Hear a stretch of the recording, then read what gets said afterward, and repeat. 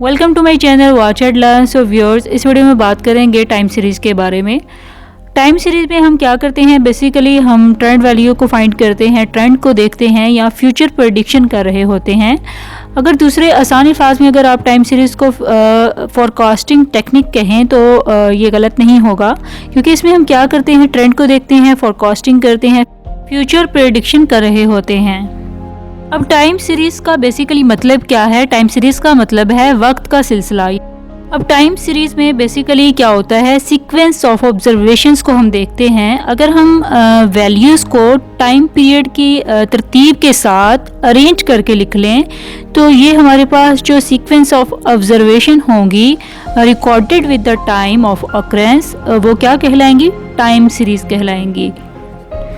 अगर देखा जाए तो बिज़नेस में भी हम क्या कर रहे होते हैं, फ्यूचर एस्टीमेट लगा रहे होते हैं, फ्यूचर एस्टीमेशन कर रहे होते हैं। जैसे कि सेल एस्टीमेशन हो गया, प्रोडक्शन हो गया, क्लाइंट्स एस्टीमेशन, प्राइस एस्टीमेशन, ये तमाम चीज़ें जो हैं ये हम फ्यूचर एस्टीमेशन कर रहे होते हैं और ये सारा कुछ टाइम सीरीज़ में आ जाता है।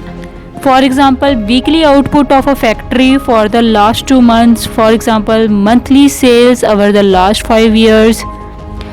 टाइम सीरीज़ में अब जो ट्रेंड होता है उसकी भी वेरियस टाइप्स होती हैं। सम सीरीज़ जो है वो इंक्रीज़ हो रही होती हैं स्लोली, और सम जो हैं वो फास्ट जो है इंक्रीज़ हो रही होती हैं, और कुछ जो है वो लॉन्ग पीरियड कांस्टेंट ही रहती हैं।